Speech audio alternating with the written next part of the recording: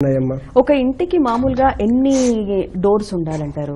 అంటేనమ్మా మామూలుగా అయితే 11 సంఖ్య అనేది అంటూ ఉంటారు కదా, అసలు ఎన్ని ఉండాలంటారు? అమ్మా వాస్తు విషయం గ్రంథంలో నేను రాశాను, ఒక ద్వారం అయితే శుభం అలా అన్నమాట. అంటే అట్లా ఒక 24 ద్వారాల గురించి రాశానమ్మా. ఇక్కడ బేసి సంఖ్యలో ఉండకూడదు.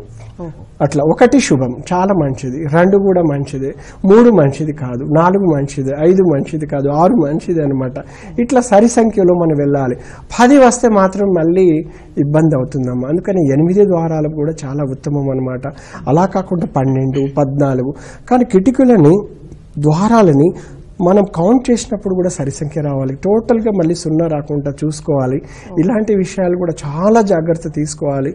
మెయిన్ డోర్స్, విండోస్ కూడా అమ్మ శాస్త్రీయ పద్ధతిలో ఉండాలి. నేను చూస్తుంటాను ఒక బెడ్రూమ్ చూస్తే నీచ స్థానము, మధ్యమ స్థానము, ఉచ్చ స్థానం అని 3 భాగాలు చేసుకోవాలమ్మా. ఉచ్చ స్థానంలోనే విండో ఉండాలి. అక్కడి నుంచి మంచి లైట్ రావాలి, అక్కడి నుంచి గాలి రావాలి. అలా కాకుండా ఏం చేస్తారు, మధ్యమ స్థానంలో పెట్టేస్తారు. ఇప్పుడు దక్షిణం వైపు బెడ్రూమ్ ఉందనుకుందాం, దక్షిణంలో ఏముంటుందంటే మధ్య భాగంలో విండో పెట్టేస్తారు. దక్షిణం యమస్థానం, అది మృత్యు స్థానము. ఎందుకంటే అక్కడి నుంచి రావాల్సిన వెలుతురు కూడా మనకు వద్దంటాను. ఎందుకంటే వచ్చే స్థానము రావాల్సిన వెలుతురు మన కుటుంబానికి సహాయం చేస్తుంది. అందు నుంచి వేరే శక్తులు రావన్నమాట. ఆ స్థానానికి ఒక బలం అనేది ఉంటుంది. మధ్యమ స్థానం కానీ నీచ స్థానంలో విండోస్ లేకుండా చూసుకోండి.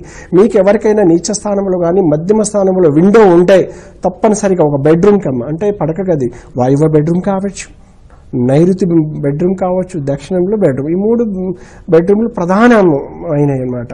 అందుకే ఏ బెడ్రూమ్ అయినా పర్వాలేదు, మధ్యమ స్థానంలో కానీ నీచ స్థానములు ఉంటే తప్పనిసరిగా ఆ ఇంట్లో మానసికమైన సమస్యలు ఏర్పడుతుంటాయి.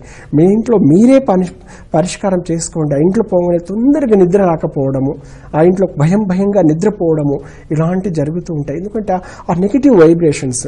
అలాగేనమ్మా ధనము కూడా నిలబడదు.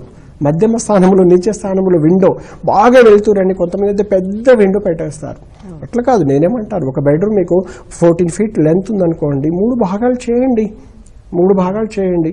3 భాగాలు అంటే 3 5 15, అంటే ఫస్ట్ మొదటి భాగంలో ఒక 5-6 అడుగుల వరకు పెట్టుకోండి.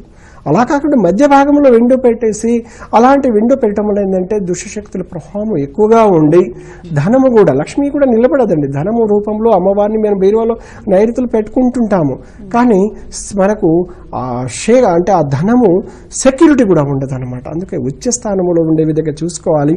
డోర్స్ అండ్ విండో అన్ని సరి సంఖ్యలో ఉండే విధంగా మనం చూసుకోవాల్సి ఉంటుంది. గురువు గారు, నెక్స్ట్